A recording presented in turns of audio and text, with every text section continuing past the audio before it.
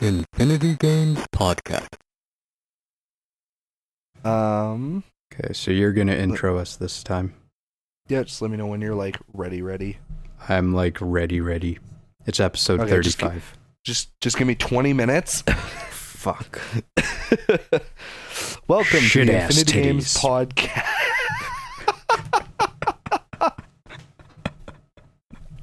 Oh god. A reminder, we are rated explicit on iTunes. Huzzah! Thank God for that. Anyways, you were saying? I was. Welcome to Infinity Games Podcast level, Yeah. 35. Jukebox and I are gonna, I haven't told him this yet, but Jukebox and I are gonna do something that we've never done before on the podcast. What? We gonna talk about some stuff and things. That's it. Podcast over. Yeah, that's it. Thanks. Shortest one ever. We're going for a record. Yeah. There are no stuff and things. No, but we are gonna talk about some stuff. And maybe some things. Things we want. Things that are already happening. You know. So The good stuff in What? life.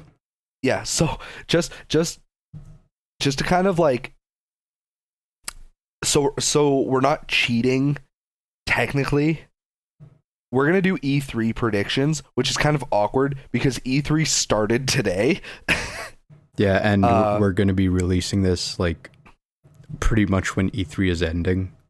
Yeah. So just a heads up, we are currently recording this. Break the fourth wall. We are currently recording this on the 9th of June. E3 literally started today. EA has already done its thing. So we're not going to be predicting anything from EA, although I will briefly touch upon something that already got announced that I am very excited for.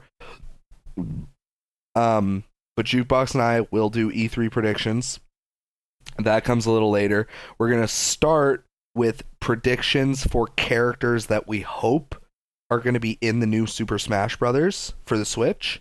You know what, And dude? also, I think this is going to be fun because we're going to make our predictions and people are already going to know and they're going to listen to this and be like, wow, those guys are fucking stupid. yeah, right? Who? Or maybe we like nail them, like everybody we predict is in, and they're going to be like, they're geniuses. Yeah, one of the two. It's either going to be like, who the actual fuck picks a Tetris block to be in Smash Bros? Or it's going to be like, holy Jukebox. ass, they predicted it. Do you imagine? New challenger! And then an L block just comes smashing down out of nowhere. No, it's Takes the got to be link the out. straight one. No, dude, that's going to be like the different costumes. It's going to be like the Z, the square, the straight, the L. Oh, that'd be fucking wild. The final smash is like a line clear, and like anything in its like way just dies. Yeah, it's like the boundaries of the game just kind of smash down and you're stuck in the box and then the line starts coming down on you. So because So you I don't have a want moment Jukebox to jump have, out.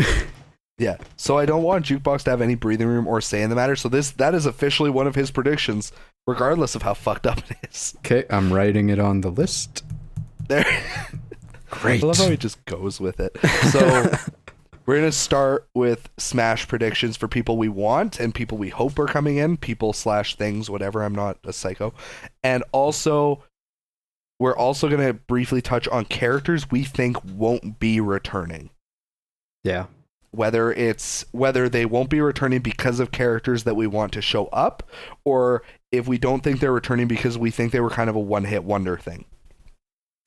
So, and then once we get through that, the Smash predictions and like a short thing on E3 predictions, because honestly, Jukebox and I don't have many. No, and we don't want to did- bore you with stuff you've already lived through. Yeah, exactly. So we'll briefly touch on like a couple of things that we're hoping for, and then we're gonna round out the episode, and the majority of the episode will be focused on Let's Go Pikachu and Let's Go Eevee, which are coming out in November? November 16th. And for the Nintendo Switch. We're only going to be talking with the information we know from the reveal trailer and from the Japanese conference that was like 3 days after it. When the fuck was... Okay, I'm going to learn something new today, I suppose. Probably not. They didn't really say much more than what we already saw. Bastards. Yeah. But yeah, I mean, anyway, that's that is the only information we have regarding Pokemon right now. Yeah. We know they're going to fucking go all over it at E3, but we got thoughts. Yeah, so Smash Bros, yeah, man. so so that's what episode that level 35 of the Infinity Games podcast is going to be. Start it up. Okay, Smash Bros. They revealed it. Did I tell you about the fucking giant dump I took today? No, I'm kidding. Perfect. Absolutely the most important thing we need to talk about on the podcast right now. I knew it. How big was it? Just massive. Like a legitimate log? Like I had to go and buy a new toilet because the one that I dumped it was just too far gone. There was no saving it. Did it curly Q or was it just like a straight shot down through the ground? Like there's a hole. Yeah, that's unfortunate. Like that shit must have been made of dark matter or something. Because like I jumped like 18 feet straight up after. It was fucking crazy. You nibbler ass motherfucker. Yeah. Fucking dropping Futurama. Okay, so anyway, bombs. enough about what comes out of my ass. Yeah, what comes out of Smash Bros. Is Nibbler is a new playable character. Oh, God. Not actually. Let me pull up my notes here. Okay. Do you want to start us off with one of yours, or do you want me to start off with one of mine? You know, I'm going to start it off, and I'm going to go with the most frickin' obvious one, because it was in the reveal trailer. The Inklings are going to be in there. Could you imagine if it was just like the biggest troll ever, and like we get it, and it's like, oh, no Inklings. I think they're just like, lol. They're going to have a really weird moveset, because really all they got is a gun right now. They're going to have a fucked up... They got a gun, and they can like transition into a squid. You know what they could do if they felt really adventurous? What was that? They could make the Inklings function kind of like the Pokemon trainer. Oh, that'd be weird. Like, let's say, like their down B or their down special could be like switching their guns, so they could go from like the regular blaster to like the paint roller to like, I don't really know the Splatoon weapons, but like that'd be kind of cool if you could switch between like 2 or 3 of the different weapons, then they had different movesets. That'd make them a lot more fun to play, honestly. You know, I bet you they're going to be like the different special moves will be the different weapons. Yeah. And then the final smash will be like a paint bomb or something. That would make sense. I guess an ink bomb. I could see their final smash being they launch up into the air and they come down as a squid, and wherever they land is just massive explosion, paint explosion. Yeah. That could be it. I could see that being a thing. So yeah, Jukebox and I are also going to be very briefly predicting movesets, I suppose. Because that's fun. Okay. That was the most obvious one. Hit me with one of yours. I got the Avatar from Fire Emblem Birthrights and Fire Emblem Conquest. Because I have no clue who that is, but I agree a Fire Emblem character needs to be in there. I'm going to be referring to the Avatar as a female because that's how I play through literally any game where you can choose gender. If it's not an MMORPG or something, I will pick a female. Always. Yeah. Currently, I am not a woman, so playing a female in a fantasy game is one of those things that, I don't know, it makes more sense to me because I'm like, why would it be a boy in the fantasy game? I'm a boy in real life. I'm already living that one. Right, so yeah, I prefer the swinging dick. You want to live without it for a while. Yeah, pretty much. But yeah, so as far as the Avatar from Fire Emblem Birthrights and Conquest, they're like a half dragon or something like that. So the whole thing is you can use swords, you can use magic, and you can use a dragon stone to transform into a dragon. So obviously they'd play a lot like Robin currently does, and I think that's who they're going to replace. So I feel like they just function a lot like Robin, save, a couple of obvious differences. And then, wait, no. I just realized something. I might be an idiot. Hold on, before you tell us why, I just gotta say, I realized that I had the door open and I got the washing machine going. So I'll do my best to get rid of that noise, but Nice. My bad. Anyways, why are you stupid this time? Because the Avatar is already in they're already in Smash. Are they? Yeah, I just completely fucking forgot. They're named Corrin. Well then. They're a fucking DLC character. I had no clue. Yeah, hang on. I need double confirmation real quick. You know what, dude? DLC is one thing, but if they make it a full-fledged character this time, it still counts. Well, yeah, and I'll leave it in there just in case. But yeah, like I literally just found it right here, like Corrin. Yeah, they're already right. They're in Smash, so yeah, they were a DLC thing. I'm dumb. Anyways, I'm gonna skip that real quick. Okay, I'm gonna skip that, and I'm just gonna do one of my others super fast. No, my turn. Oh, yeah, sucks for you. Crash Bandicoot. That'd be hype. Because they're bringing the Insane trilogy to the Switch, and besides the like Crash Team Racing games and stuff, I don't think Crash Bandicoot's ever been on Nintendo consoles. I don't think because that was Naughty Dog and PlayStation. Yeah, I was about to say, well, they're not going to put a PlayStation character in fucking Smash, but I mean, they did it with Cloud. Yeah, and I mean, to a degree, Snake. Yeah. So I could see them doing it, and Crash is enough of an icon. Yeah. I'm gonna play off that real quick and say I would also be cool if they added Spyro. I was about to say that. They go hand in hand. Mm-hmm. Because like even though Spyro isn't on Nintendo property, no, he was on GameCube. Enter the Dragonfly was on GameCube, so it could be possible. He was also on GBA.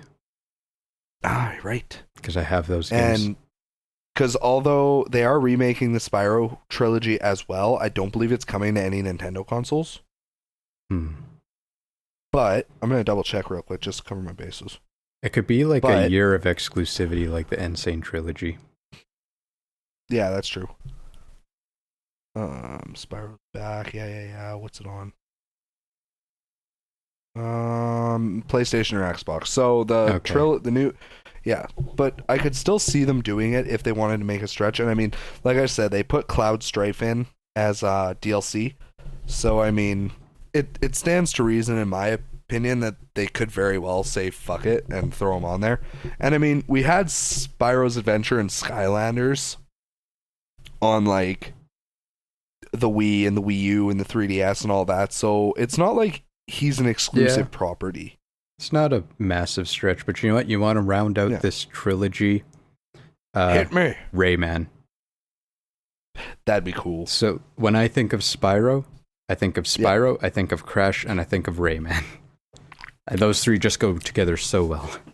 Yeah, because they were like the holy trinity that tried to take out like Mario and Link and all that. So yeah. Fun fact, did not work. Nope. Fucking get Bubsy in there. Oh fuck no. Okay, now we're going into a dark place now.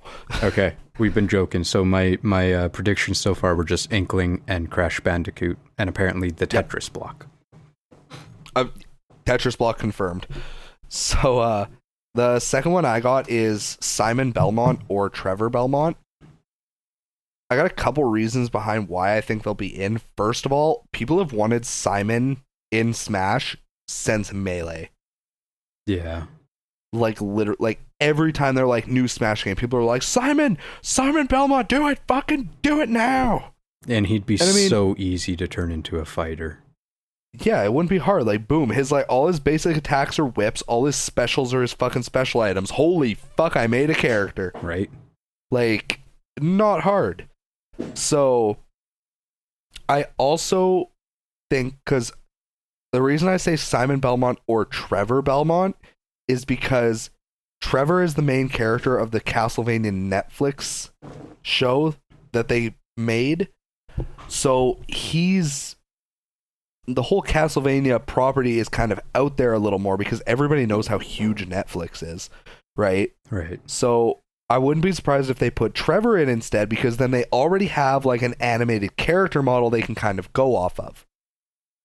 Yeah. And because he's already, in a fucking TV show, it's easier to do everything. And I mean, he plays the exact same as Simon. Like, the reason Trevor and Simon are interchangeable in the way that they would play is you play Castlevania 1 and 2, it's Simon Belmont. Same thing. He uses the whip. He has the daggers, the cross, the fucking holy water, all that shit. Right. You play Castlevania 3, and you're Trevor. And guess what? Everything's the same. So what would be amazing? If each character was like say they put Simon Belmont in, the outfits would be the other characters, like Trevor's outfit or Simon's outfit. That would be the coolest thing ever. And I don't know why they haven't done that already. Why? Like, I'm sorry, this is probably going to piss somebody off. Why the fuck do we have Mario and Luigi, Link and Toon Link, Pikachu and Pichu, Mario and Dr. Mario? To be fair, we haven't had some of those for a while, but yeah, I get what you're saying. Very true, but yeah, you get where I'm going with it. It's like, why do we have duplicate characters? We are at a point in fucking life where video games deserve to be better than that. Yeah. Because it is simple fact. Like, I don't know. I'm not a fucking Smash Bros. Professional player, but I guarantee you in Melee, nobody played Dr. Mario. Because why would you bother playing fucking Dr. Mario when you could just play regular goddamn Mario? For the theme. Fuck, I hate that logic because it's accurate. But I love that music. Like, this is a stupid way to put it, but it is 2018, people. Smash deserves to have a full roster of unique characters. I agree. It deserves it. I agree. So Luigi should be, like Jukebox just said, Luigi should be an alternate skin for Mario. Daisy should be an alternate skin for Peach. Trevor should be a separate skin for fucking Simon Belmont, or however they do that, if they do that. Yeah. Like, to me, fucking no-brainer. And like, if Smash for Switch comes out and we get Mario and Luigi as separate characters, because I don't give a shit how different some of their attacks are. I don't care that they're sideways smash attack. Mario has a fireball in his hand and Luigi just does like a shitty little side poke. I don't care that their fucking final smashes are different. I could give a damn. They're the same fucking character. They do everything pretty much the same. Mario and Luigi, I'll a lot of people are like yelling at you now. Yeah, a lot of people are probably mad. I will clarify one thing. If Mario and Luigi are separate characters, I won't be too mad. My main like rage for this comes from like Link and Toon Link, and like when Pikachu and Pichu were a thing, Roy and Marth, because let me just sum this up. Yeah. There are so many too much. kind of duplicate characters where we have such a huge amount of original Nintendo characters that have never been in the game. There's no reason to have Mario and Dr. Mario when you could have some other Mario character that's never been in a Smash Bros. Game, say like fucking, I don't know, Toad. Or Toad would be fucking cool. It would be I don't know cool. how they'd pull that off, but that'd be pretty fucking fun. Like, I mean, Pikachu and Pichu, why not just pick a different damn Pokemon? Yeah, because I mean, I don't know, I'm old, okay? So I don't know, correct me if I'm wrong, but were Wario and Rosalina in Brawl? Wario was, Rosalina was in Wii U. Okay, so on the Wii U version, we had Mario, Luigi, Wario, and Rosalina. Right? Yeah. I think so. So in Brawl, we had Mario, Luigi, Dr. Mario, and Wario. So again, we're going to finish this up because I hate that I already have ranted for like 5 fucking minutes, but this shit gets me so heated. Why would you play Dr. Mario if you have Wario, who's super different, Luigi, who's different enough, and Mario, who's the OG? Yeah. It's stupid. You're just padding your game for no fucking reason. You've only had 15 years of fans saying, do this, we want this, we'll love this, it'll be awesome. And people literally on forums doing full movesets. People are talking about like guard cancels and fucking time to attacks and like total distance your fucking up B save move will go for fan-made characters. There's no reason. Go steal an idea. You're Nintendo. You'll get away with it. Oh dear God. Okay, dude, I'm cutting you off because okay. Because here's my next prediction, which you might think should be an alternate skin for like Peach or something, but I think Am I gonna smack you? Pauline deserves to be a character now because they fucking brought her back after like 30 years since she was in Donkey Kong. Okay, I am okay with Pauline being a unique character because she's not even close to Peach. Okay. Because Peach's whole thing is she's Princess Toadstool. She's the princess of the Mushroom Kingdom. Pauline's just some bitch that Mario saved way back in the day, and now she's the mayor of New Donk City. Yeah. You could base her entire moveset on her singing. You know, because she got some pipes. So, okay, during the that part of the game where they're having the celebration in New Donk City and she's singing, she does this thing where she rocks back and forth on her feet, and it's supposed to look like the movement she made in the original Donkey Kong game. I want that to be a move. Cool. I want that to be a move in Smash Bros. For her. I'm gonna look this up real quick. And I'm just gonna mute it so that it doesn't interrupt me, but yeah, I mean, Nintendo, they've used a lot of their most important characters for Smash already. I mean, I don't think anyone's clamoring to have, God, I don't know, like a Waddle Dee or something. That'd be dumb. I mean, it's just they're kind of running out of like really big characters to start choosing from.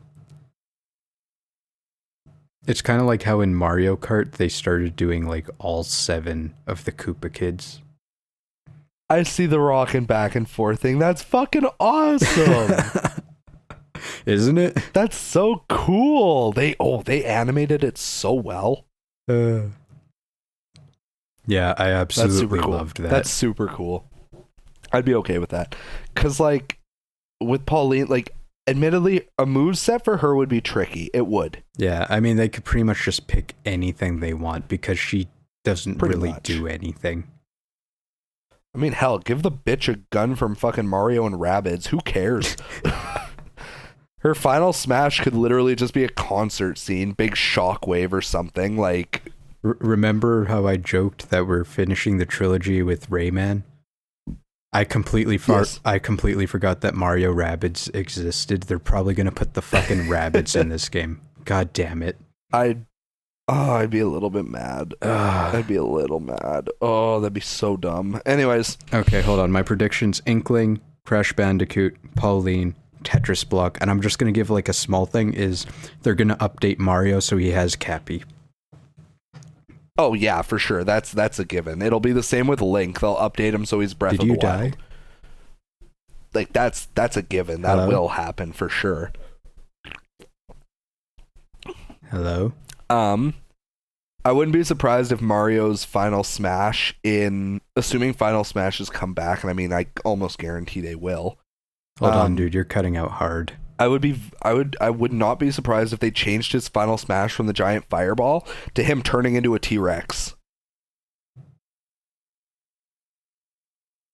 That'd be cool. You cut out hard, man. What'd you say? I said, yeah, sorry, you went like dark. I said I wouldn't be surprised if they changed Mario's final smash to him turning into a T-Rex. Oh, that would be so great. That'd be so cool. Hit me with your next prediction, man. I was going to say, because I ranted for so long, so my next one is Shovel Knight. And I honestly think they'd be absolutely insane not to put him in the game. Because although, in their defense, if they didn't put him in the game, I would personally assume it's because he would most likely play similar to Link.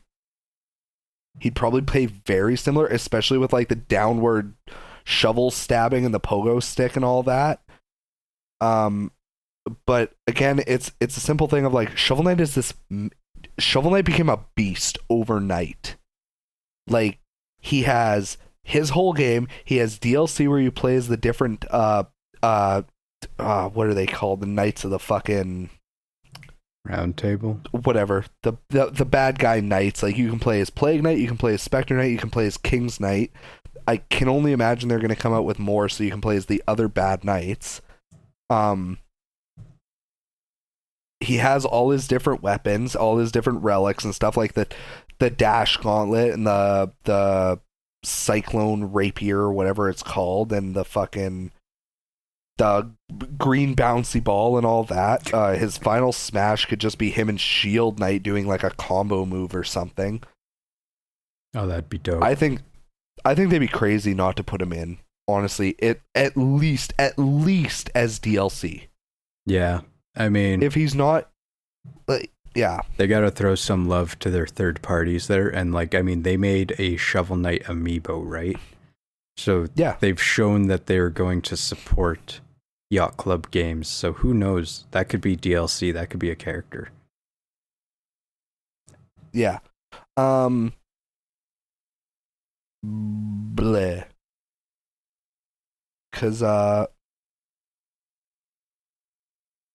the fuck am I thinking right now? I'm trying to like, I think when it shows the silhouette in the trailer, I think somebody did pick out Shovel Knight. Maybe, I can't remember. You know what? I've watched a few videos on it, and people have picked out whatever the fuck they want to see there. I mean, they have some Very like true. really obvious like Bowser, but otherwise it's Kong, like, but look, a rounded head. It could be anyone, but this particular rounded head. It's Ridley from Metroid. It's Ridley. Yeah, fucking like seriously. But yeah, I think they'd be crazy not to put Shovel Knight in. I want him in. I'd play him. Yeah, I think it'd be pretty rad. Okay, hit me with your last one. Oh, see, I got two. Hit me with both. Fuck it. Okay, so the girl from Xenoblade Chronicles, her name's Pyra, right? Pyra, Mithra, Numa, take your pick. Fucking any of them. Someone from Xenoblade 2 is gonna show up in this game. Trick question, they're all the same person. Ha ha. Fuck. Okay, look, I haven't played the game, so I don't know, but seriously, someone from that game's gonna show up. Like, they finally got Shulk in the last one. They're gonna have one of them in this one. I wouldn't be surprised if they just put Rex in it because he's the driver. Pyra and Mithra are just the blades. Oh, okay. So they provide the weapon and also they power the weapon. Yeah. So I wouldn't be I think how they would probably do Rex is they'd put him in. His main blade would be Pyra. And then when he did his final smash, or maybe he could do a thing like Sheik in Zelda where he just transforms at will. Okay.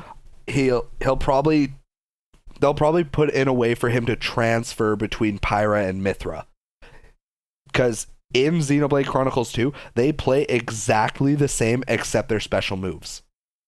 And obviously their elements are different. Mithra's a fire blade, Pyra, before I get fucking added on Twitter or something. Pyra is a fire blade and Mithra is a light element blade. Okay. So I could definitely see them putting Rex in and him, because he's the one that does the fighting, so, right? Rex. So Yeah, but you didn't know his name. Had you played the game, then you would have just said Rex. I know where. Yeah, I didn't. I know where you're I don't coming know from, though. dick all about Xenoblade 2. Except that it's awesome because I've told him that. Yes, several times.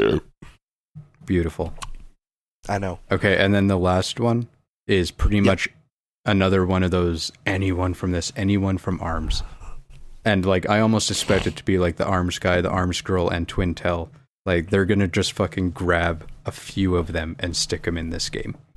Because it's been so long since Nintendo's had a lot of new first party people to put in their games, and all of a sudden they got all of these new IPs and they're gonna fucking milk them. I 100% agree. If somebody from ARMS isn't in the game, somebody at Nintendo fucked up. Yeah, fucked up hard.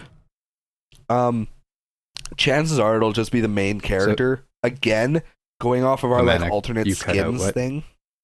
100% agree. ARMS character. It'll probably just be the main guy because I mean he's on the cover. And then if we go off of the alternate skins thing that we were talking about, I could see his skins just being all the different characters from the game. Yeah, that'd be good. So that'd be the best way they could do it. Okay, hit me with your last one. Shantae. I wish. I'd be super okay with Shantae being in Smash. I think that would be like one of those super surprise bomb drop ones because Nintendo ain't give a fuck about Shantae. No, which makes me sad, especially because she's been doing really well lately. Like she was always like a cult figure, and then Half Genie Hero came out.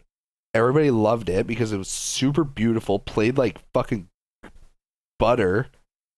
And then they, re-released it. They did like the ultimate edition for the Nintendo Switch and all that. So I'd be super hype because I still have to play more Shantae. Like I started playing it, got through like the first 2 areas and then put it down because something else caught my eye. I will definitely get back to it, just like Nino Kuni. But I'd be happy if Shantae popped up. I'd be very happy. It's kind of funny because Shantae technically originated as a Nintendo exclusive on the Game Boy Color. Yep. And I still want that game, but it's like $300. Virtual Console? I don't know if it has it. We don't have Virtual Console anymore either. God damn it. Okay, do you want to just hit me with all of your not returnings and then I'll do all of mine because it's like we don't really have to comment on them at all. Yeah, you know what? I'm just going to do a quick recap again and then you can do one. So predictions: Inkling, nice. Crash Bandicoot, Rex, Pauline, or any of the ARMS characters, and Tetris blocks. Rex from Xenoblade Chronicles 2, just to be specific. Yes. Because I don't know how many characters are named Rex in video games, but I can't imagine it's too more many. Than... Yeah.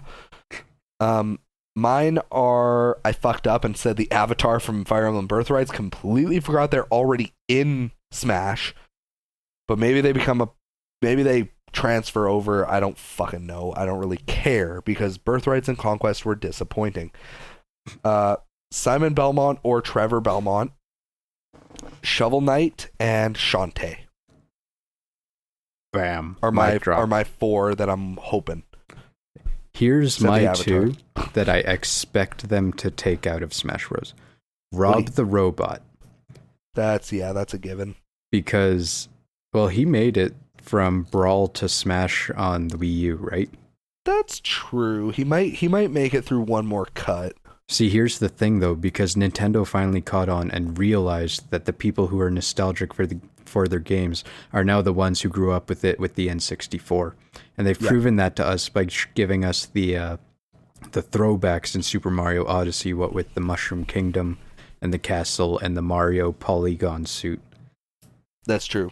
So they might try and let go of their NES generation and do something more N64 generation.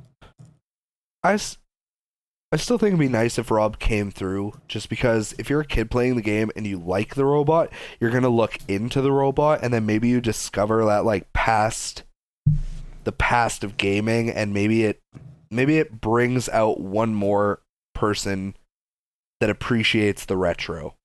Yeah, I can hope If for that they- too. But you know what yeah. they're gonna find? Was it? AVGN. And it'll be glorious. uh, I mean, fuck, he's And as then- good a teacher as any. is what? What's your other one? Hello?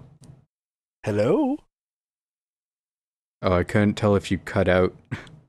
You did. Oh, god damn it. Yep. Screw it, we're having technical who's your difficulties. second? I'm just gonna tell you my second one. Mii Fighters, because Mii's are dead. Yeah, they were dead when they first came out. No, fucking everyone Okay, I loved got- making Mii's. I got 4 for not returning. Hit And me. Fuck me I got, up. I just got a gut feeling about this. I got Meta Knight. I don't know why. cutting out. I feel like they won't bring him back. They probably will though, because he's hype as shit and everyone loves him. And he's a good parallel to Kirby, and they're very different characters, which is good. But I don't know. Like, I thought about it and I was like, he's done. And then I also have Lucas. Yeah. Unless they try and be like, we're finally making Mother 3 and we're bringing it to the Switch. That'd be hype. That'd be so hype. Yeah. Unless they do that, Lucas out. Lucas is also kind of a given because he was a DLC character for the Smash on Wii U. Yeah. But I couldn't put Ness because Ness is there forever. Yeah, he's been there since the first. Back when the no Wii- one knew who he was. Yeah, no kidding. The Wii Fit trainer. Because, I mean, Wii Fit isn't a thing anymore. Yeah, I mean, it And- was hardly a thing as soon as the Wii U was out. Yeah. And I also put Shulk. And the Yeah. only reason for that is because even though, again, they're completely different characters, so if Shulk and Rex were both in Xenoblade Chronicles, that'd be totally cool with me. But because Xenoblade Chronicles isn't like one of those things that everybody on the Switch, everybody owns it on the Switch, everybody owned it on the Wii because it was the fucking hypest thing ever, because they're less known characters, I just feel like you can't have them both in one game. So I feel like if Rex comes in, Shulk's gonna leave, and if Rex doesn't come in, Shulk will stay. Yeah. Is pretty much how I feel that's gonna go. And I feel like it's going to be out with the old, in with the new, because Xenoblade 2 sold so many copies. Yeah, it did really well. Yeah. It was the first Xenoblade to pass 1 million. I helped. Yeah, you did. I am the 0.0001%. Nice. Ew. Okay, so those are our Smash predictions. It's funny, we said this was going to be so quick, and then it was like half an hour. That's my fault. I ranted.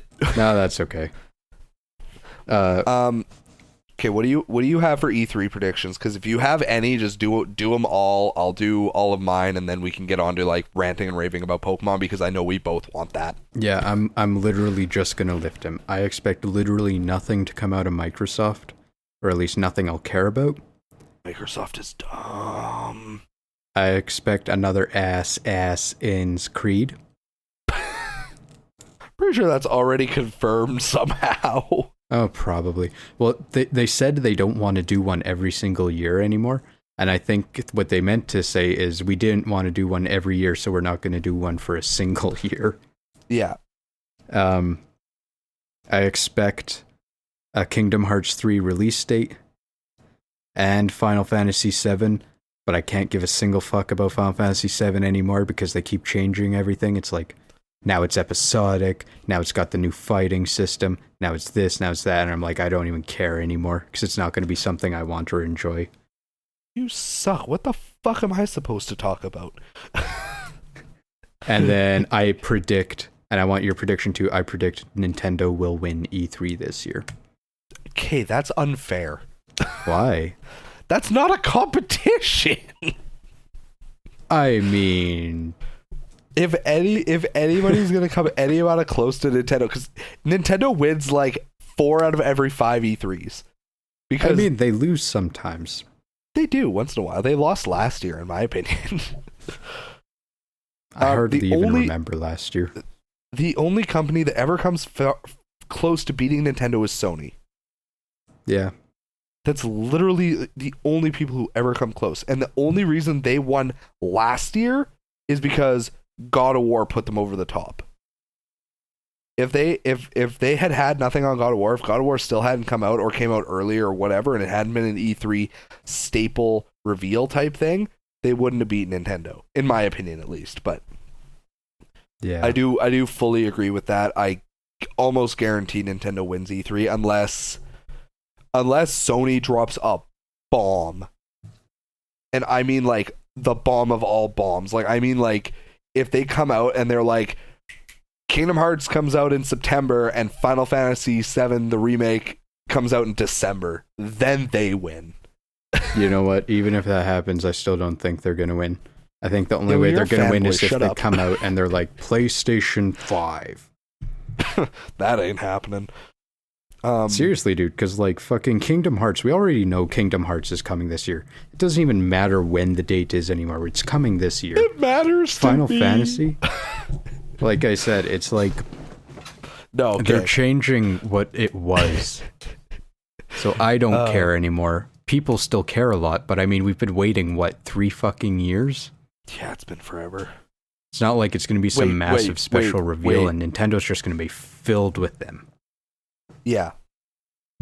Okay, so my E3 predictions, I was going to mention Kingdom Hearts 3. I'm also not going to mention Kingdom Hearts 3 because it's already a given we get a release date. They've already confirmed it's coming out in 2018. If they don't give us a release date now, they're like, when the fuck are we supposed to get it?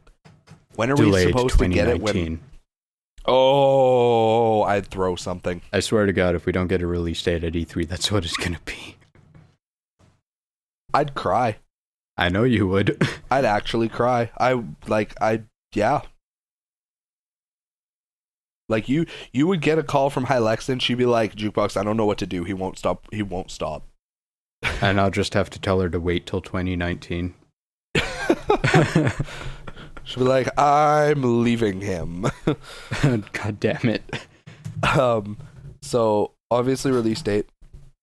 I really want a release date for the new One Piece game for One Piece World Seeker. I'm hoping we get a release date because they've also confirmed that it's coming out in 2018. We just don't know when. Hey, that's one of your bingo card things. It is. Hey guys, remember at the start of the year we made these predictions for the rest of the year? I bet we're going to find out a bunch of them at this E3. I'm 2 for 8, bitches! But yeah, so I would like a release date, but at the same time, the One Piece game it's not really big enough for like an E3 thing. You know? Yeah. So I feel like it'll just kind of like get a release date announced, but it won't be through E3, but I'd like for it to be through E3. Yeah, that would be nice. I mean, a lot of smaller games get the release dates at E3. Yeah. You just don't hear about them in the big headlines, right? Yeah. And the final prediction I'll give, because I could keep coming up with more. Of course. You know what? Fuck it. I'll give 2. I'll give 2 because they're both quick.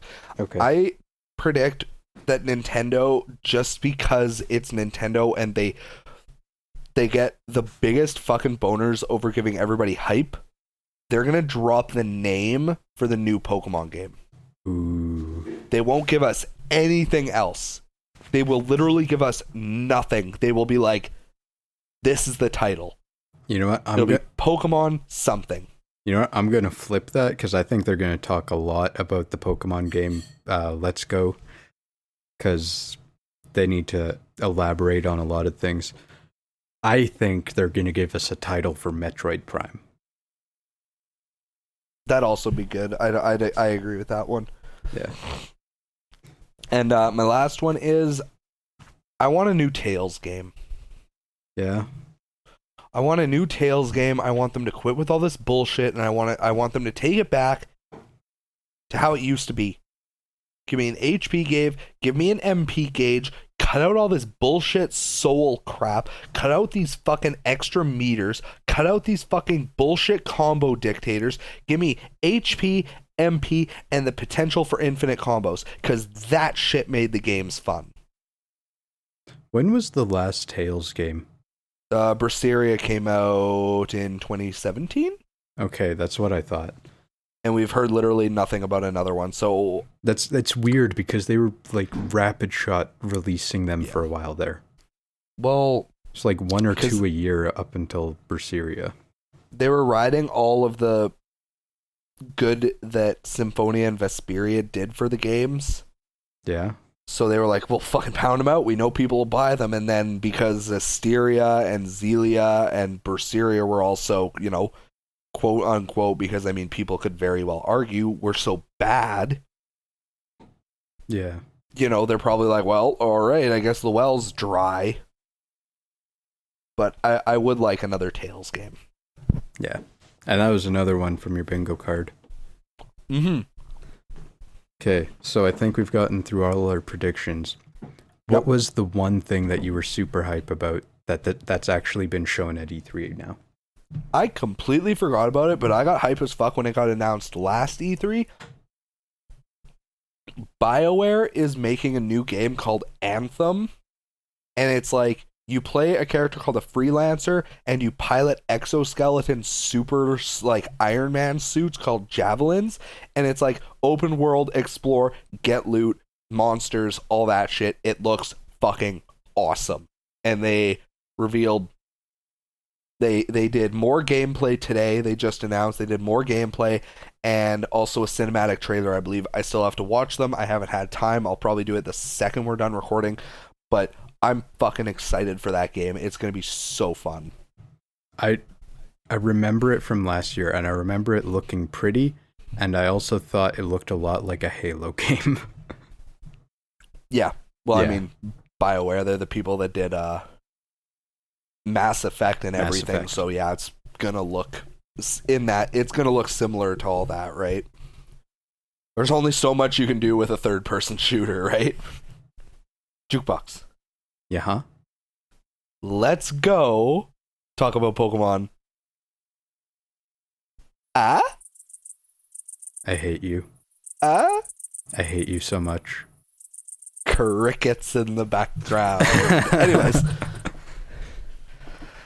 Okay, first thing I want to know, because obviously we're both going to buy it. Which one are you getting? I'm getting Pikachu because Kari's getting Eevee. Perfect, because I'm getting Eevee. Nice.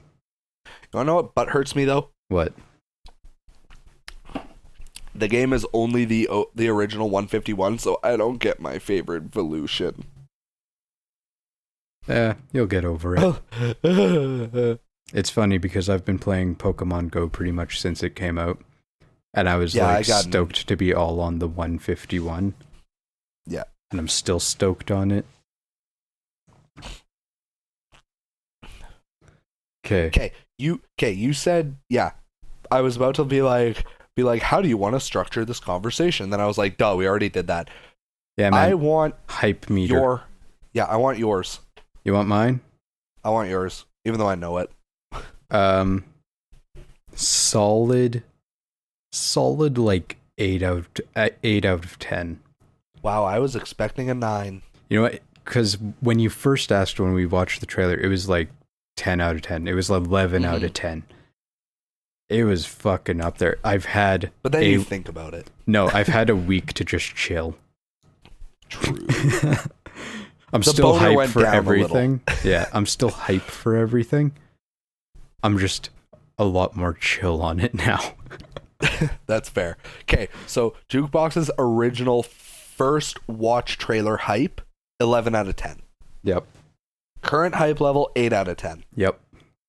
My original hype level, and before I talk about this, we're going to rewind a little bit. If you're watching right now and you've watched our past episodes, just in your head, in the comments, let me know what is my general love for Pokemon. Out of 10, what is my general amount of love for the Pokemon series. It's a Googleplex.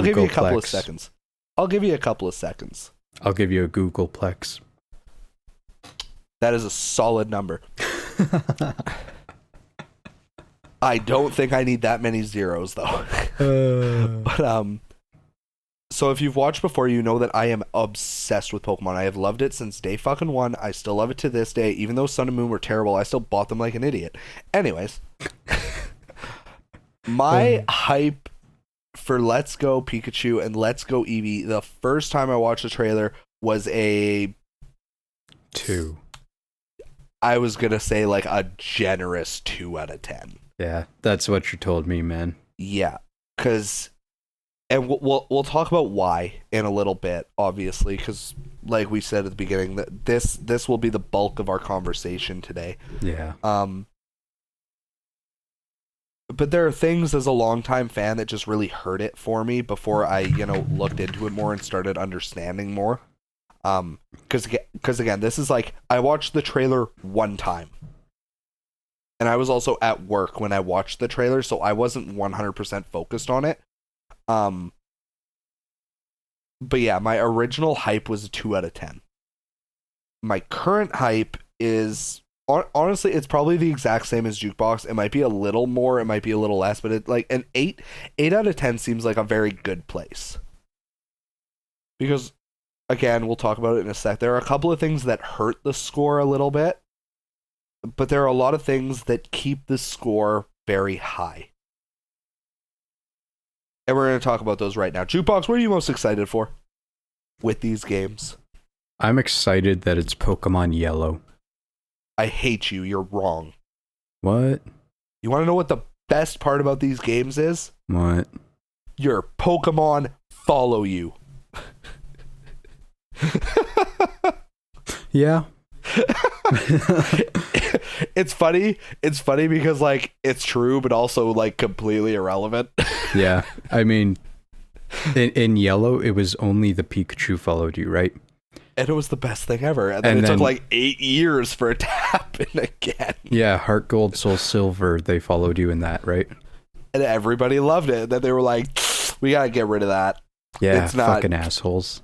Everybody loves it, can't have that, get rid of it. Yeah, that was a bad move on their part. Yeah, they fucked up.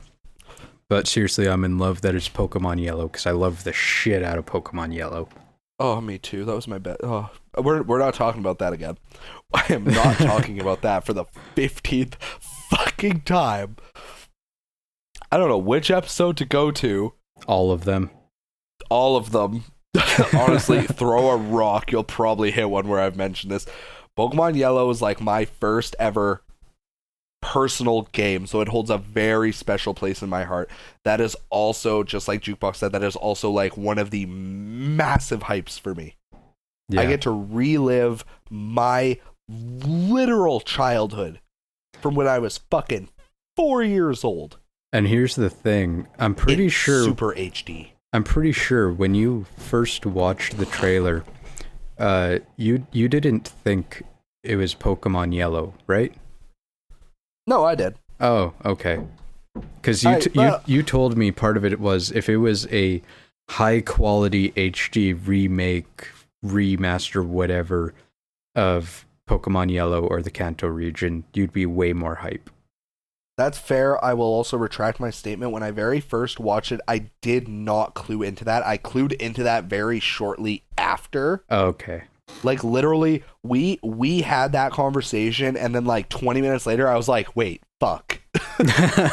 Yeah, it hit me because I'm like, "Okay, I'm only seeing 151," and then they were on the Nugget Bridge, and that's what did it. I'm like, "Hey, I recognize that." Yeah. So, yeah, like it's literally like I ate my own words when I first talked to Jukebox. Like I literally ate my own fucking words. Yeah, and I was sitting there like, this is not HD enough for you. Yeah, like no, I think it looks beautiful. And you know what makes me so hype about the looks?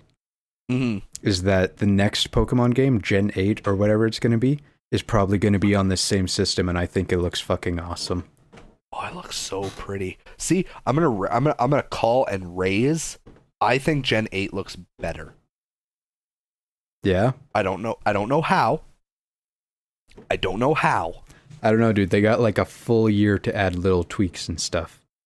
Ooh. It could be anything from like better shading, you know? Yeah, right.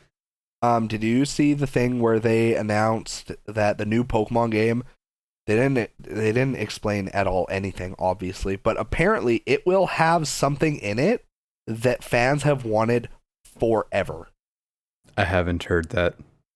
Yeah, it was officially announced by Game Freak. Nice. Obviously, nobody knows what it is. Duh. Everybody's speculating. I'm on the board that thinks that the easiest thing they could do that would be the most satisfying would be multiple regions. Oh. Yes. Which would just be like orgasmic, especially depending on which region they let us come back to. Right. And it's like, on the one hand, I want it to be Kanto if that does happen. On the other hand, if it's Kanto and we just got Let's Go Pikachu and Let's Go Eevee, I'm gonna be a little bit pissed. Yeah.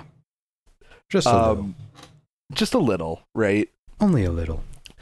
And it stands to reason, for me at least, that it could very, very, very well be multiple regions.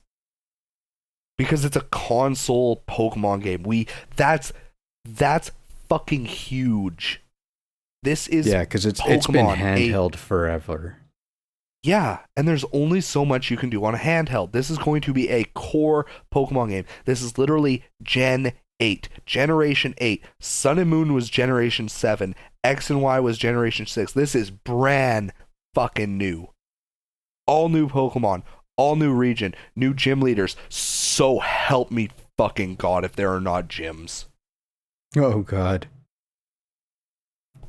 I'll murder someone. Yes. I agree. I have a fucking Mega Buster. I will blast a bitch. I might need to rig it up so it shoots a flamethrower, but I'll make it happen, goddammit. Yeah, just buy it from the Boring Company. Get it straight from Elon Musk. Oh, perfect. I'm not actually threatening you, game. Please don't ruin my game. I love you. Please bring back Drill Dozer. Oh, that'd be fucking awesome.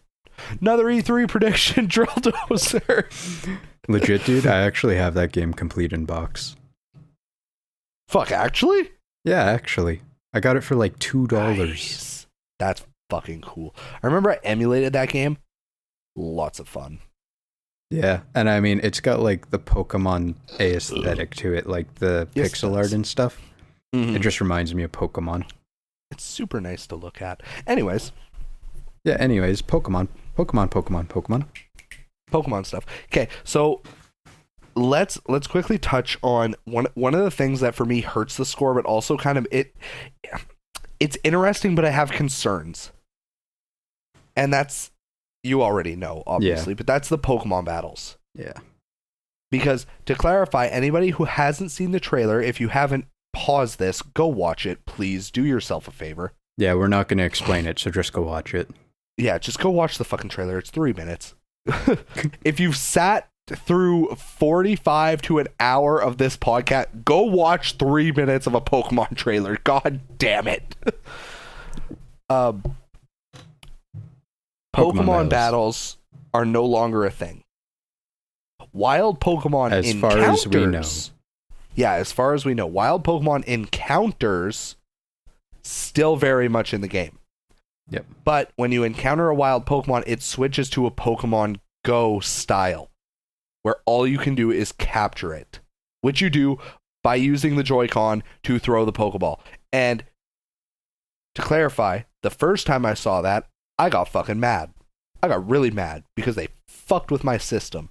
And that's what happened to the Tails games. And Mama don't play like that. I say Mama because I play a girl in the Pokemon games. Shut up. Since Crystal. God damn it. Bleh. And it's funny because I was concerned because I was like, where's the Pokemon bells? But the moment I saw them like actually throwing the Pokeballs, I was like, hell yes.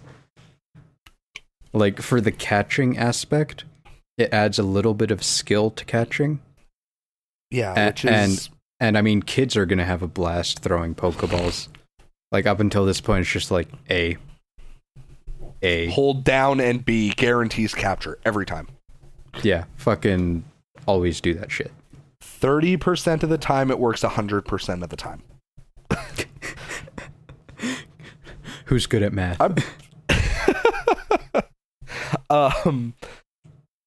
So, yeah, like, wild Pokemon encounters are still a thing. Obviously, you can still run through the tall grass. Don't run through the tall grass. Rule number 1.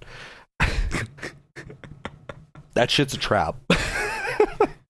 Admiral Akbar would not be impressed.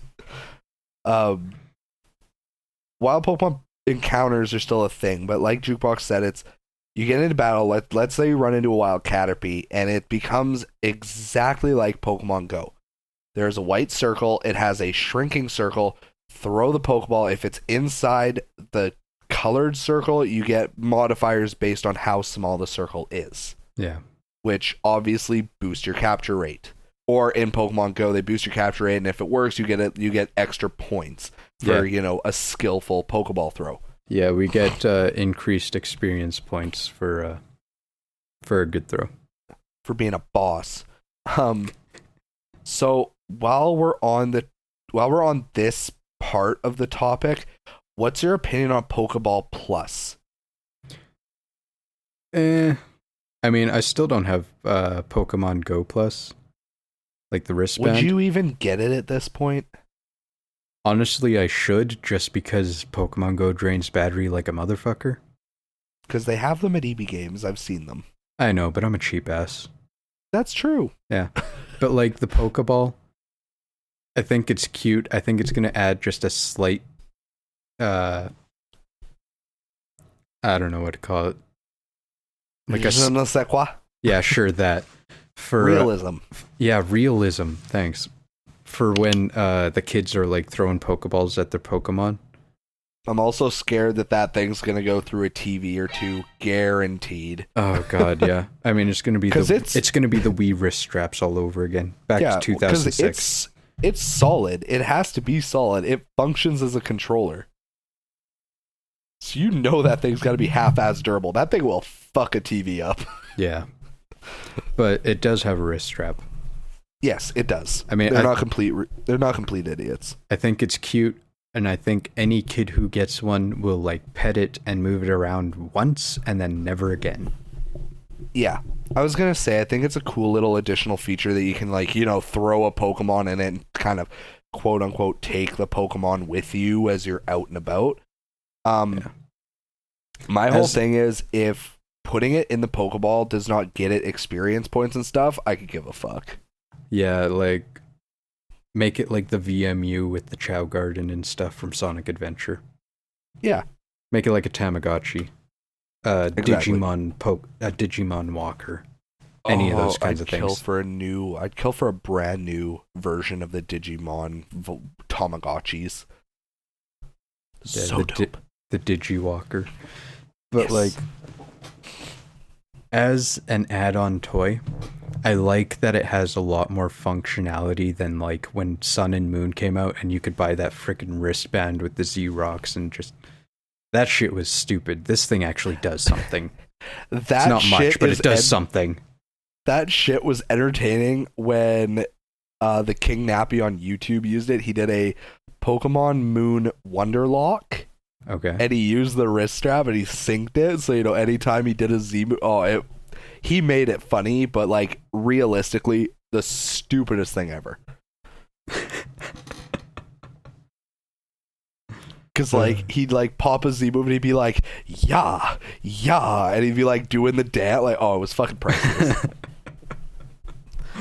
Yeah, it was good. Funny. But if you're not doing it for entertainment purposes, do not buy that. Yeah. So, okay, I got a question for you, man.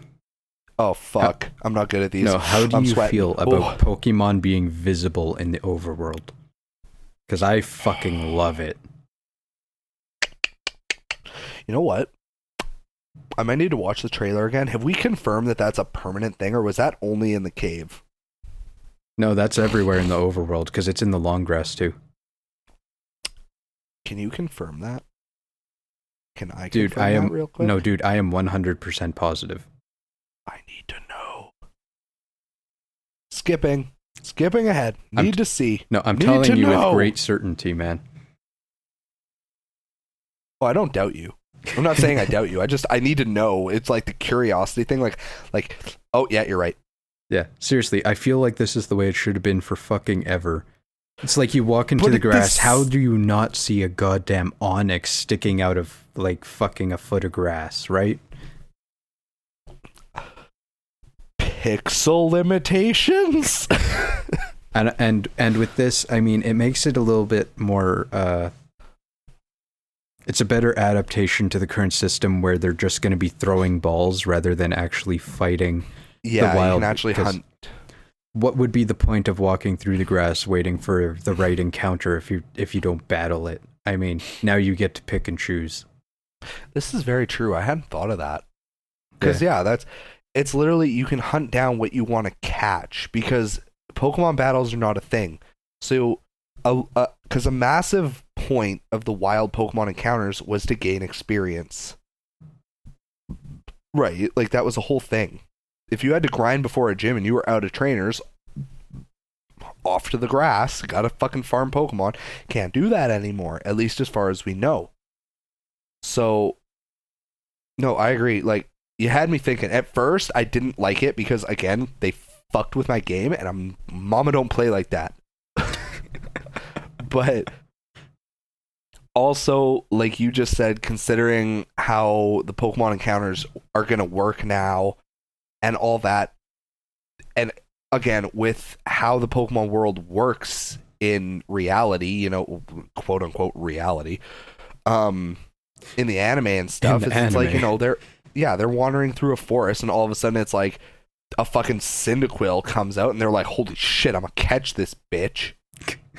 So it's gonna be the same thing. Like, yeah, I imagine it's probably going to be similar in that obviously different Pokemon are going to have different spawn rates. So you might be like running through a cave and all of a sudden, let's say you're in Mount Moon. Yep. Clefairies are obviously going to be the rare encounter, most likely, if they keep to like how it was. Yeah. So if you're running through, it's going to be like Zubat, Geodude, Paris. And if you see a Clefairy down in the bottom corner and you're like, I need this bitch, you're going to have to weave. You have to weave like a motherfucker. Yeah. So definitely I'm okay with that because it's going to add to the fun, in my opinion. Because it's like you're not going to have to go through a cave, buy fucking 10,000 repels, and fight off Zubats for 2 hours. Like, you'll be able to dodge them. I assume that I'm assuming that certain Pokemon probably have aggro or whatever. Like, they'll probably charge your ass. Yeah. But like fucking Rhydon or some shit, Tauros. Oh yeah, he'd be pissed. He'd be like, "Get over here!" He'd be like, "Damn, Scorpion, chill." But Sub-Zero reference. Nice reference. Love you. Anyways, what was the other thing that made me nervous? So I can't remember now. It was wild Pokemon battles. Yeah. And we know those are gone. Was it 2 people multiplayer? Yeah, fuck multiplayer. Which is funny because I'm on the complete other side of the spectrum.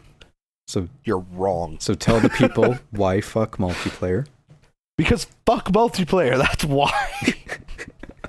Okay, no, I'm not actually that much of an idiot. Okay, actual reasoning why multiplayer is stupid, in my opinion. When it comes to, okay, Pokemon's been out forever. It's literally been like 20 fucking years. God damn it, I'm old. It's like every episode you remember how old you are. Bro, okay, something just got me fucked up right now. Oh god, why?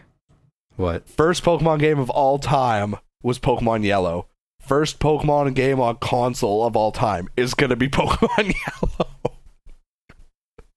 You seem to forget Red, Blue, and Green existed before Yellow did. I don't care. God said, let there be light, and he said, hold the yellow for a moment. First one... I'm slacking. Do you get that one? Do you get that yes, Pokemon yes, fun? Dude, yes. Fuck off, die. Yes. Anyways.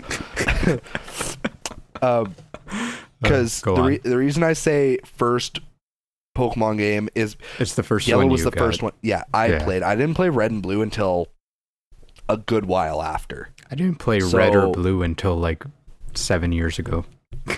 False, because Mom and Dad used to occasionally let me rent them from Blockbuster. Ooh. But I was 5. I didn't know what I was doing. So I'd like load it up. They'd be at like Cinnabar Island. And I'd be like, what do? It's almost inevitable that someone's listening to this going, what's Blockbuster? Oh, fuck. All right. Listen up. No, don't even get into it. Pokemon. Heaven on earth.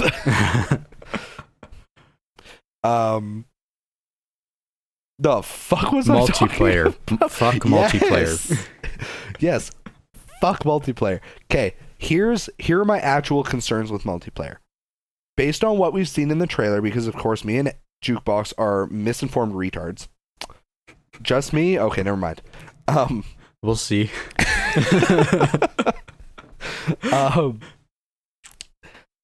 Based on what we know about multiplayer, your friend chimes in, right? They follow you around. They control one of your other party Pokemon. So any trainer battle you get into becomes... I believe so. I can't imagine your friend randomly chimes in and they're like, hey, YOLO, here's a random Pokemon. Like, oh. See, so I wasn't sure. I didn't watch close enough. I thought they had their own party. Yeah, so I'm guessing. Yeah, we're guessing. I'm guessing. So again, there's only so much you can deduce from the trailer for now. Yeah. So again, just to clarify, from what I know, they control one of your other party Pokemon, which bothers me because it turns every trainer battle into a 2v1, which is unfair. Maybe that's just the part of the trailer they showed. Maybe if you play with multiplayer, the other trainers will send out 2 Pokemon and it'll turn into double battle. See, that's what I was thinking. And that will make it a little more okay with me, but at the same time, I hate double battles. Hmm. They're stupid. I don't like... It's a whole nother thing with like the competitive scene and like me being like just dumb, but I like 1v1s in Pokemon. They feel more real. They feel more personal, and I feel like you have to think more. Whereas with a double battle, it's like, okay, 2 of your guys gang up on one of theirs, kill that one, and then it's a 2v1 and it's not a problem. Yeah. I mean, obviously, sorry, go ahead. So with the double bells, that's a part of why I thought multiplayer was kind of cool, is if it does do a double bell system, it's truly 2 people actually controlling rather than you controlling 2 Pokemon. It'll actually feel like a double battle. Yeah, and it will add, because it's like, let's say I play with my fiance. Let's say we do the multiplayer, and I mean, chances are we're going to end up doing it, assuming that the multiplayer has a little more substance than I currently think it does, which is like part of the reason why I'm like, fuck this shit. Yeah. But because my fiance Hylexa, she enjoys Pokemon, but she doesn't have a deep-seated love for it like Jukebox and I do, because she didn't grow up with it like Jukebox and I did. Yeah. So she doesn't fully understand all the type advantages. She doesn't fully understand, what Pokemon is what type. Like, I can look at literally probably any one of the 800 Pokemon there currently are. I can tell you its typing off the bat. Like, Jukebox would probably quiz me and I'd nail every single one. Like, I almost guarantee it. We should actually do that on a podcast. That would be fucking fun. Hey guys, level 36. Hey, Pokemon trivia. So my other issue with multiplayer is I feel bad for the person who's playing the second player, because I just realized what part of the trailer would imply that the multiplayer person gets their own party. What is it? Anyways, There's a part where there are two characters and they both have Pokemon trailing them.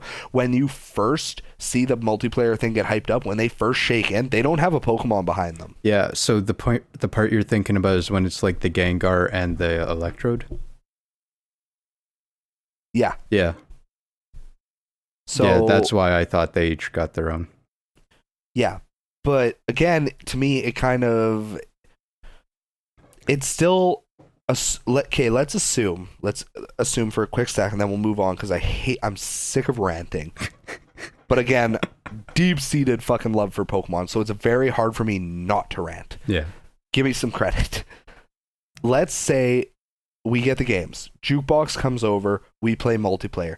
He has a party of 6, I have a party of 6, and we fight, let's say we fight a gym leader. Gym leader has 6 Pokemon to our 12. Yeah, that would be... That's still not fair. So, I get where you're coming from, but the reason why I think multiplayer is actually good is 1, because the double battles will actually feel like double battles, but 2, because it's not going to be great for you or me. It's going to be great for kids. Imagine if it's like 2 brothers. Well, I mean, more kids get this game than adults. We just don't like to admit it. So let's say there's like 2 brothers. I hate you for saying fucking that. Player 2. Player 2 is going to be like Luigi. No one wants to fucking play as Luigi, but at least you're playing the goddamn game, right? Yeah. I love That's Luigi. what it's going to be like. And like, if you watch people play Pokemon games, unless they're doing some sort of lock or they're cutting out the grinding or any of that kind of shit, it is boring as fuck. So to have any amount of input, even if it's just throwing a ball, is something above what there currently is as a second player. That's very fair. Yeah. That's why I think it's pretty cool. I mean, we have yet to see what second player entails fully, and I don't think it's going to be like amazing and awesome, but I don't think it's, bad. And I will side with Jukebox on that. And again, if you've been listening to the podcast for a while, you know I'm not ignorant. I will admit when I'm wrong, and I will gladly admit when I'm wrong. And if multiplayer turns out to be super fleshed out, makes sense, and doesn't make the game stupidly easy and unfair for the CPU, I'm all for it. Because like Jukebox just said, it is awesome for kids because parents don't need to get, they don't need to get 2 separate games. Because both of the kids, if you have multiple kids, they can just play the same one. They can play together. They can battle together. Their Pokemon can evolve together. It'll be awesome for kids. It'll be awesome for people who like Pokemon but don't necessarily understand enough to enjoy them in their capacity. If I can play with my fiance and teach her everything as we're playing and help her make decisions, she's probably going to have more fun. I fully support the potential that multiplayer has. I'm just scared that it's going to ruin the experience. Because at the end of the day, Pokemon is about problem solving. It is about trial and error and figuring out the best way to do things. And if multiplayer lets you just gang up on everybody, it's not going to make the game fun. No. And that's a genuine concern of mine. And I really hope that they release something, whether it's at E3 prediction, whether it's at E3 or we get it within the coming month or whatever. I need confirmation that it's not going to ruin what the game is supposed to be. That's my whole thing.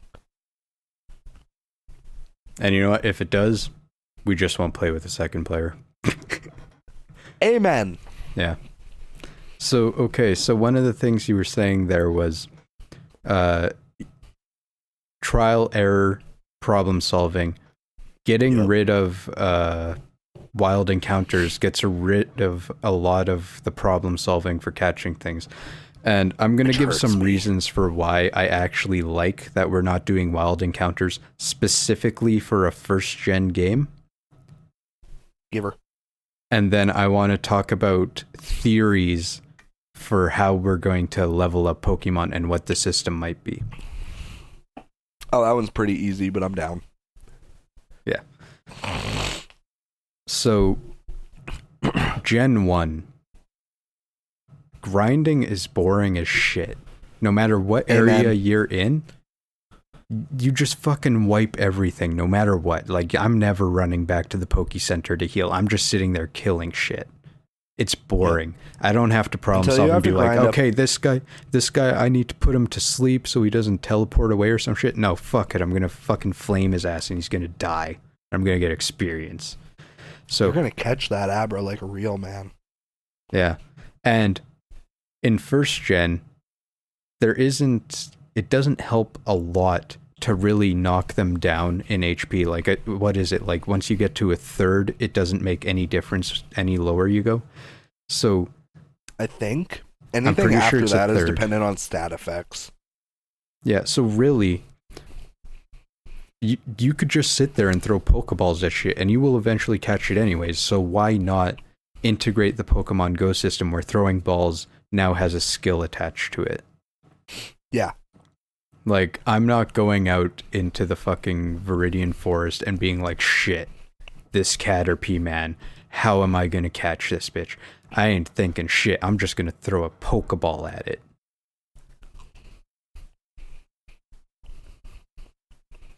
What concerns me a little bit is that now that Wild Encounters, the battling is out, that was what a lot of the first gen games was. It was just grinding. It was padding. Yeah, so I'm scared that this game is going to be really short unless they've added more Pokemon battles or trainer battles or something, and I don't want to pay full price for a game that ends up being 4 hours.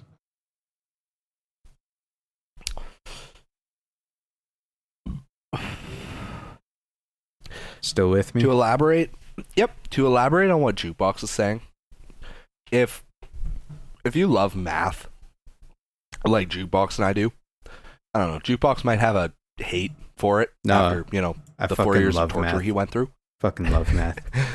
Me too. Anyway, if you also love math, you could probably safely assume that a third to a quarter of any Pokemon game is wild Pokemon.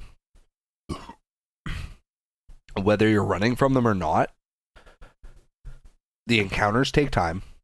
If you battle them, it takes more time. If you catch them, it could take forever, depending on what. I would argue for a first-gen game, it's 50%.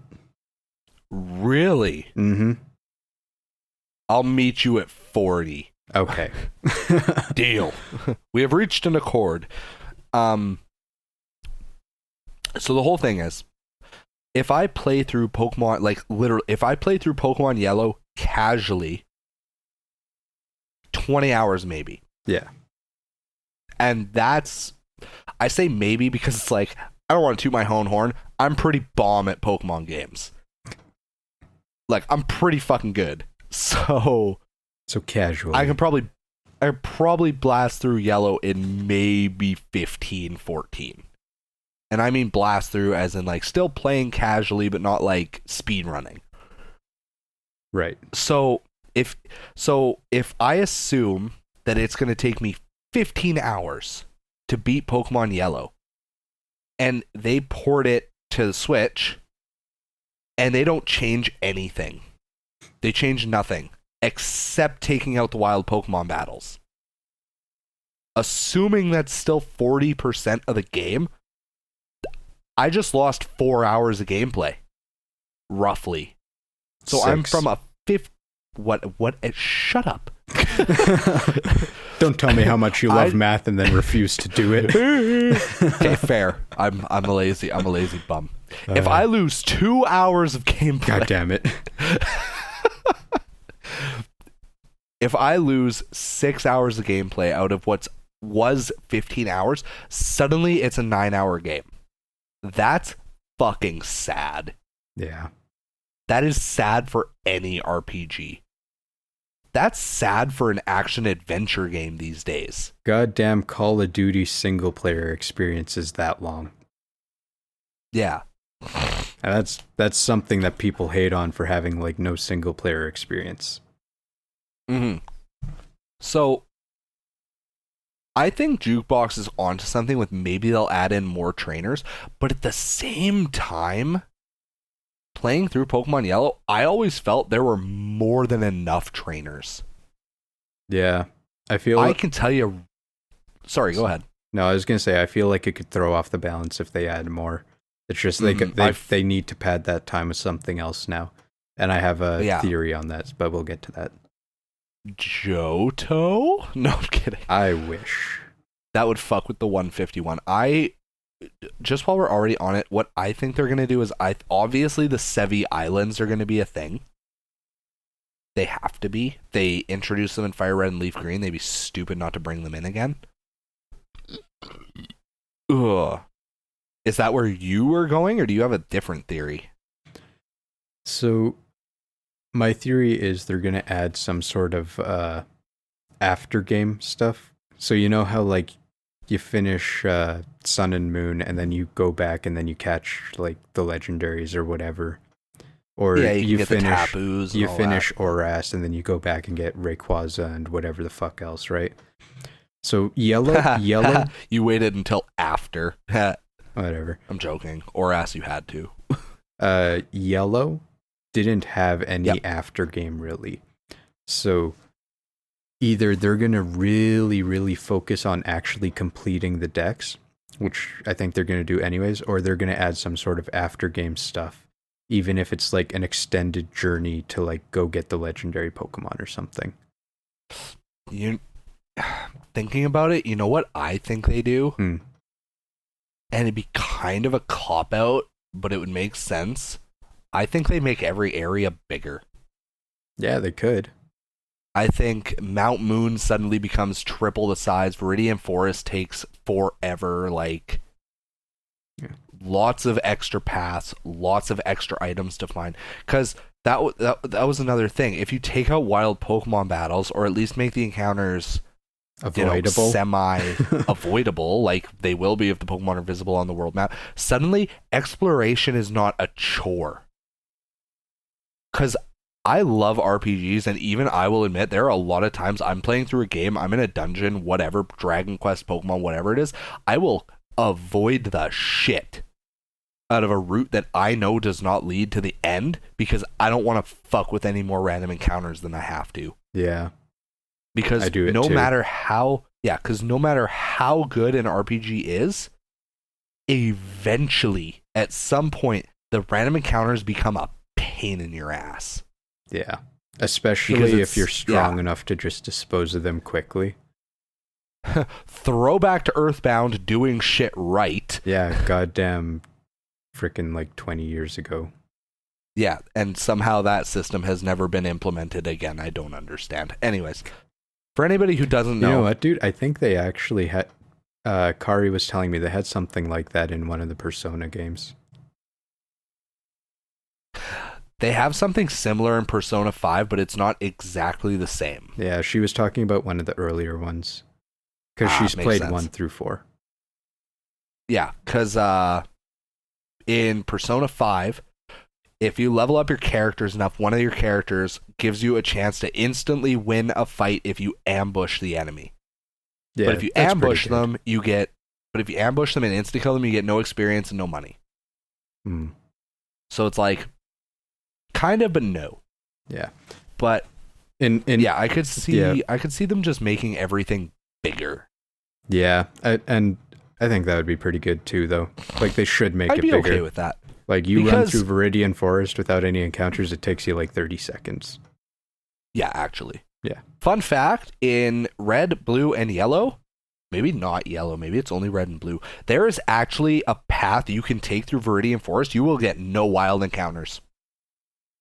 Speed There running. is a Yeah, because there is a certain way you can run through the grass. I guess it's like certain parts of the grass have like a diagonal thing on them if you look closely enough. And if you run through those patches of grass, they are encounter free.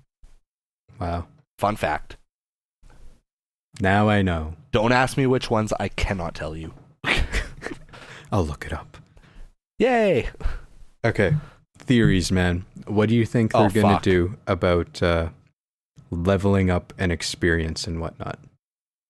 Well, branching off of what we just talked about, it'd be pretty simple of them. If they make every area bigger, they can put more trainers in it without making it feel cluttered. Right. Right? Because let's say you take Viridian Forest. Okay? So anybody who's played Red, Blue, and Yellow, take Viridian Forest, imagine it as a square, and make a 4x4 cube out of those, so that the original Viridian Forest is one of those 4 squares. Now imagine that the new Viridian Forest is the full size of those 4 squares by itself. You need more trainers. If you try to fill 4 times the space with the same 5 trainers, it's going to be just a slog. You're just going to be bored waiting to get out. Yeah. But if you make something 4 times the size and then, let's say, triple the amount of trainers, suddenly it's not that bad. Right? Right. Or am I just crazy? I mean, you're still crazy, but... Yeah, very true. But, so I definitely think that's probably what's going to happen, to be completely honest, because you're releasing Pokemon on a console for the first time. It can't be the same size as the originals. It has to be bigger. It has to be, whether it's post-game content, more regular in-game content, or just everything being bigger in general. Yeah. You have to do something. The game has to not... You can't have a fucking 8-hour Pokemon game. You just can't. No. That'd be like the fans, me included, would burn it to the ground. Yeah. So, going off of my new hope that the game is just bigger in general, again, if you make the game bigger in general, you can add more trainers without it feeling too packed down. Yeah. And obviously, if you have more trainers, that's more opportunities for experience. So that kind of solves both problems. It makes the game larger. It makes it, so that you're not sacrificing length for whatever else. And you still don't lose out on any of the experience you get from the wild Pokemon battles because there are extra trainers to compensate that. So I think that's what's going to happen. And I'm hoping that's what happens. I like that theory. I never even really thought about... I never even really thought about, like, the world expanding and getting bigger. And as soon as you mentioned that, I was like, oh yeah, they better fucking make everything bigger. But I think it's going to be a mixture of things. So you're going to have trainer battles, and I think that will give the Pokemon themselves experience. But I'm wondering how much of Pokemon Go will actually be integrated into the system of this game. Because in Pokemon Go, Pokemon have a max level of 40. Mm-hmm. It's never displayed anywhere, but every time you power up a Pokemon by feeding it candies, it goes up one of those levels. So I'm wondering if they're going to have some sort of system like you walk with the Pokemon throughout the world, or you trade it over to your phone and you walk with it there, because there's a buddy system in Pokemon Go where you walk with your buddy, and for a certain distance it'll give you a candy. I'm wondering if we're going to be leveling them up by feeding them candies and gaining experience from trainer battles. I'd be so you're pretty much assuming that maybe, like, well, not exactly, but essentially we're going to have rare candies in higher quantities. Yeah, it's kind of a thing. Yeah, the candies in Pokemon Go are similar to rare candy. Yeah. Here. Okay. So, combined system, trainer battles, and candies. Because I think that would create a stronger integration with Pokemon Go and a system that the Pokemon Go people are familiar with. Because this is almost like a bridging gap to get this massive audience that knows Pokemon Go that may also have a Switch to kind of get into what Pokemon games were. And then next year, the core one's going to come out, and it's just going to be one more smaller step for them to be fans of the actual Pokemon games. Yeah. Because the whole thing with Pokemon Go is, like, you walk with your Pokemon, and then you look for stronger ones. So I kind of wonder if on the overworld, if each area, the Pokemon that you encounter will be stronger if you're just going to have like a constant rotation in your party by just catching the current strongest, or if we're truly going to be leveling up our Pokemon and making them stronger. Yeah. And again, I can't imagine we won't be leveling them up, because if we're not leveling up, it makes evolution kind of a gray area. Yeah, and I mean, when you encounter a wild Pokemon, it does show a level. Yeah. Which is kind of strange and new to this, where you know the level of a wild Pokemon. Yeah, because in Pokemon Go, you have the CP. That has nothing to do with whether it can evolve or not. So yeah, it's CP doesn't matter for What? evolution. It's just combat power. Yeah, So exactly. the better your combat power is, the stronger it is. Yeah. And we've heard nothing at all about breeding and eggs and stuff. So that may still be in the game. I know a lot of people were freaking out that it doesn't exist, but they haven't confirmed anywhere anything about breeding. Because if that's still in the game, it adds to you walk around to do stuff. You connect to Pokemon Go where you walk to hatch eggs. Or in Pokemon Go, we still have EVs. Yeah. Like, we still have that system, but it's only for 3 stats, so maybe they can expand on it to be all 6. Right? Yeah. I definitely think breeding will be a thing, because we still have the daycare. So Do we? a big part of it, yeah. Was it in the the daycare trailer? was in. Well, no, but I mean, if they're making it a Pokemon Yellow remake, the daycare will have to be there. Otherwise, it'd be like, oh, the fuck. So, I mean, maybe until it's confirmed, it's guess. up. Until it's confirmed, it's kind of up in the air for me. Yeah, we'll say educated guess. Yeah. Because in the originals, in Red, Blue, and Yellow, the daycare was 1 Pokemon only, because obviously breeding wasn't a thing yet. When we got Fire Red and Leaf Green, the daycare became 2 Pokemon, and suddenly breeding was possible. So, it's a matter of, do they bring the daycare back and make it how it was originally, where you can only put 1 Pokemon in it to level up? Or do they make it like Fire Red and Leaf Green and have you be able to breed? And personally, I think they'd be stupid not to have breeding in the game. We've had breeding in the game since Gen 2. It'd be kind of dumb not to put it in now. Yeah, especially with, the connection to Pokemon Go where you walk to hatch eggs. Like, physically walk. Yeah, and also with the fact that, like, shiny hunting is still a thing, competitive battling will still be a thing, all of that stuff. And if there's no breeding, shiny hunting becomes a monstrous pain in the butthole, unless they bring in, like, the Dexnav or, like, some other stuff. Yeah. I think whatever, for the right? competitive battling, it's going to end up being a lot more casual. Like, no one's moving over to this one because it's still only 151.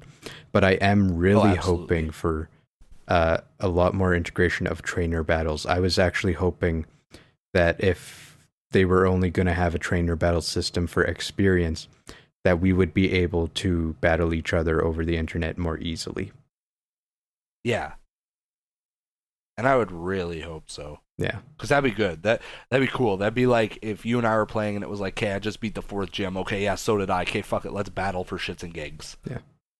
You know what I want? Ooh. I want them to do this. Pizza. But for yes, pizza. No, this, but for Crystal. Okay, that'd be insane. And then we have, like, the phones, but it's like our friend codes or some shit, so you just call someone up and be like, hey, want to battle? That'd be fucking fun. That'd be super okay with me. Yeah. You know what's funny, dude? Crystal was, like, my first Pokemon game. I didn't know what a cell phone was back then. Me either. Yeah, it's really weird that I understood that it was like a portable phone and people could get a hold of me anywhere, because I just landline my whole life. Yeah. Hell, I still call Jukebox on the landline. Yeah, you forget no. I have a phone and you like use Facebook instead of texting. Yeah, okay, literally all the time. Okay, true story. Jukebox had a phone for like a year in junior high. And then he didn't get a phone again until literally like a year and a half ago. So, sue me if I went fucking like 10 years without Jukebox having his own cell phone. So, naturally, anytime I need to contact him, it's second fucking nature to either call his house and ask his mom to put him on the phone or to just Facebook him. Yeah, in my defense, Even though for like 4 of those years, I had an iPod Touch, and I was constantly within a Wi-Fi range. So I was like, I'm not paying for a phone. Just use Facebook if you really need to get a hold of me that bad. So I was always on Messenger. Yeah. So, you know, good times. Anything else you want to talk about in detail, or do you want to kind of wrap this up and we can touch on it again if and when we get more information? You know what? I can't think of anything else. Okay. I'm sure if I rewatch it, I'd be like, oh yeah, this, but it's not hitting me right now. There's 2 things, both honestly super random.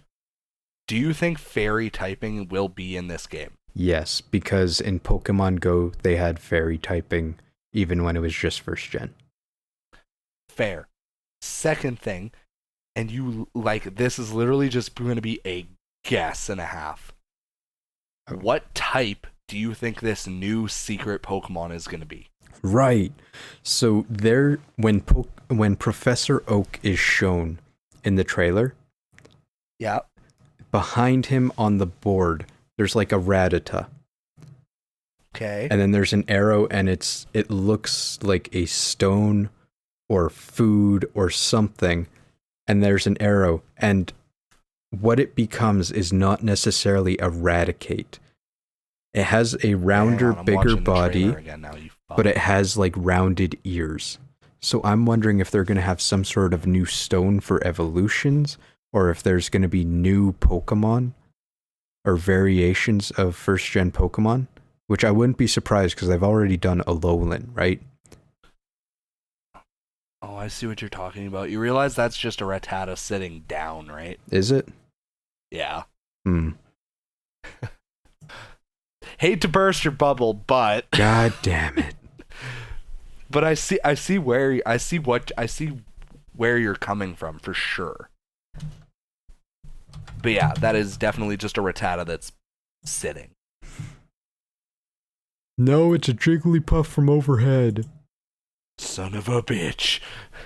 I'm actually going back through the trailer. Hold on. I'm looking at it right now. Well, I'm not. I'm making my way through the trailer. Making my way downtown, walking fast, gotta see some Rattatas. Oh god, that was a fast move. Okay. Pause. Yeah, right? Oh, got it. Like, back that shit up. Yeah, see, oh, like, it you is have totally Rattata just running. one sitting there. Yeah. God right? damn it. Totally understand where you got that from, though, and with how fast the flash was, so... No, I actually saw an image elsewhere. And it looked a lot more rounded than that, so... Man, that's fucking lame. Fuck that theory. No, it's not even a theory anymore. I'm pissed. Hey, look, there's Japanese on the wall. Theory. I'm not gonna lie, I probably saw it on Game Theory.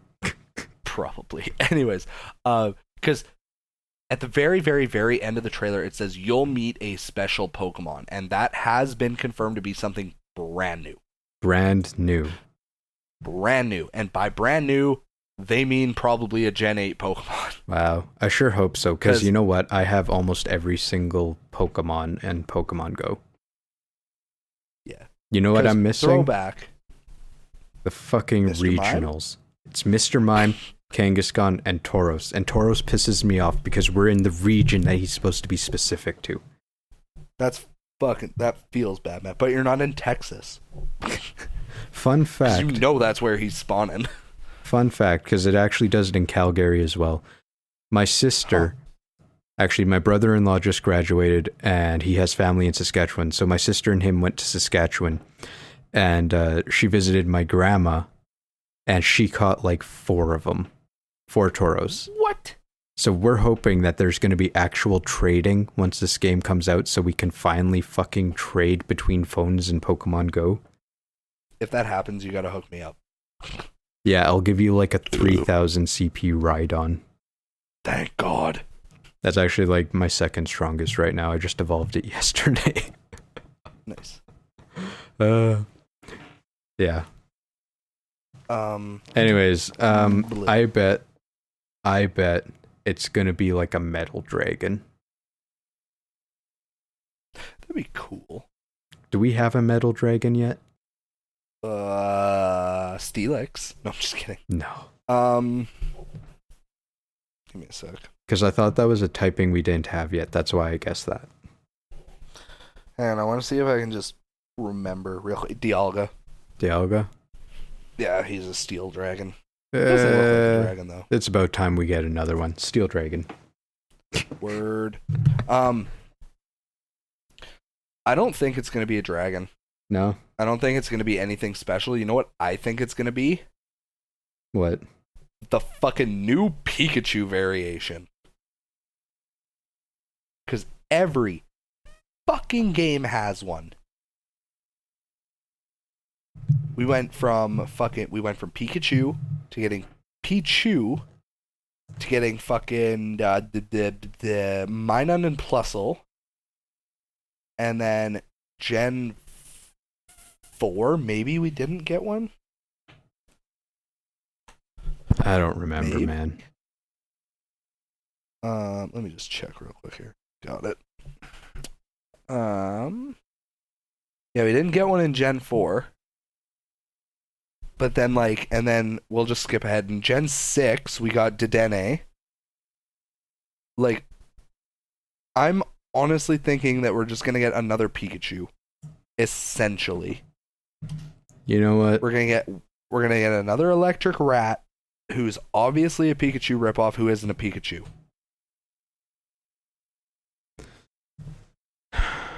You know what? But I'd I'm be negative okay like with that. I would too, because it would It just reaffirms that we're getting new Pokemon. Yeah, but I'm the main thing is that's just what I think it'll be. I think that'd be the safest play they could make. Yeah. Because it's hype. It's hype and it's hype. Yeah. Because it's hype because there's something new in the 151 that we didn't get before. It's hype because it's confirmation we're getting new Pokemon. And it's hype because it's confirmation that we're getting new Pokemon on console. So I think at the very, very least, it's gonna be a Gen 8 Mon. And in my head, it's gonna either be a starter or it's gonna be a Pikachu variation or something. I don't think it would be a starter. I also don't think it would be a starter. Just because if they do one, they'd have to do the others. Yeah. Or at least that's how I feel. Yeah, I also highly doubt it would be a starter. If it was, I would honestly be a little bit butthurt. I'd be like, okay, well, that's 1 out of 3 ruined. But yeah, I'm excited. Yeah. Didn't have hype. Currently have hype. Really hoping we get more out of E3. Yeah, we definitely are. People are going to be listening to this fucking none of that happened. Yeah, right. And then we're gonna record our next episode, and it'll be so we fucked up. Look forward to it. We were wrong. Oh, so man. yeah. I think that's. I'm tired. I'm ready to wrap this, man. All right, cool. So that was level 35 of the Infinity Games podcast. Again, just to clarify, we did record this prior to E3 happening, so if we by some insane fucking miracle predicted all of the things, we're sidekicks. We're gods, not cheaters. We created E3. Yeah, true story. Fucking Illuminati, we control everything. Nice. Okay. So yeah. So if you guys want to have a conversation with us, tweet at us, Yay. comment on our Facebook page. If you want to see some of the nerdy shit we own, and just nerdy shit in general, follow our Instagram. Yeah, I gotta get on that. Yeah. Yeah. I mean, at Infinity Games Podcast on Instagram and Facebook, and then at Games_podcast on Twitter. Oh, I like it. And we're at the end of the episode, so fucking subscribe already, would ya? Yeah. We love you all. Okay, thanks, bye. And we'll talk to you next week. Bye-bye. Okay, thanks, bye.